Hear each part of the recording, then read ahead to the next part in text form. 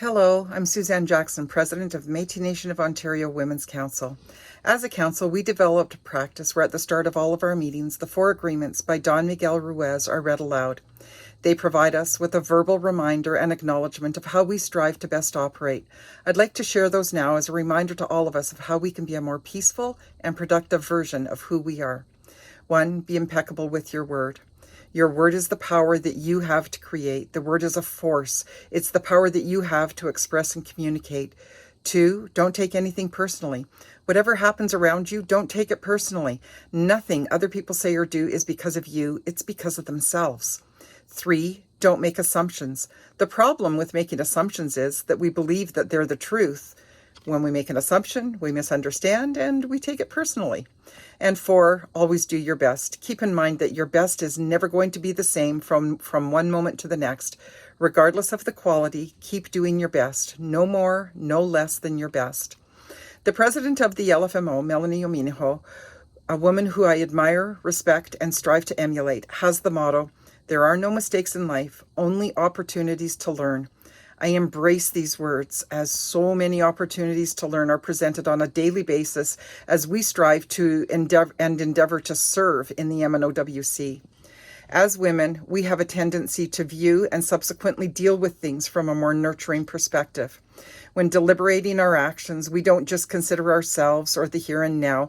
We weigh how what we say and do will impact our communities, both in the present and future, from the youngest child to the most elderly senior.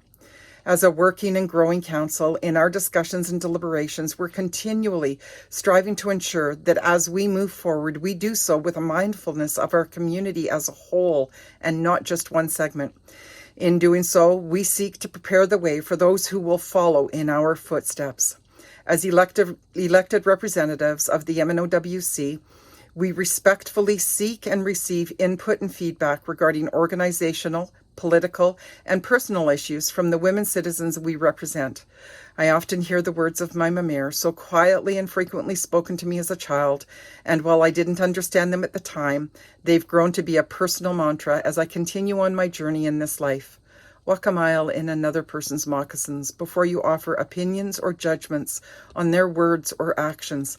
What a wonderful lifelong gift to receive, a constant reminder that the only story any of us has the full details and insight to is our own, that we should be more attentive and open and understanding to the message and not pay so much attention to the messenger.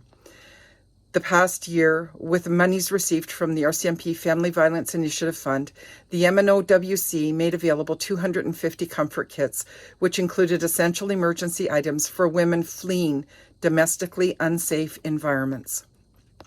These kits also encouraged and presented opportunities for Community Council women's representatives and MNOWC regional representatives to reach out and develop relationships with MNO staff working in the healing and wellness and mental health branch and addictions branches. We also reached out to women's shelters and emergency first responders. In addition, council members have represented the MNOWC at a number of community meetings, honoring and remembering our missing and murdered Métis women and girls. We've provided input to Every Child Matters housing projects, promoted MNO projects such as housing stabilization and health research initiatives, street survival kit distribution, and Indigenous health issues in Canada.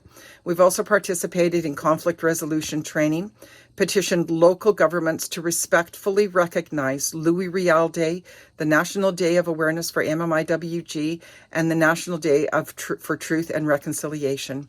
The past year continued to present challenges in ways we could best serve the women of the MNO, and we rose to the challenge with a strong desire to reach out and engage with our communities virtually.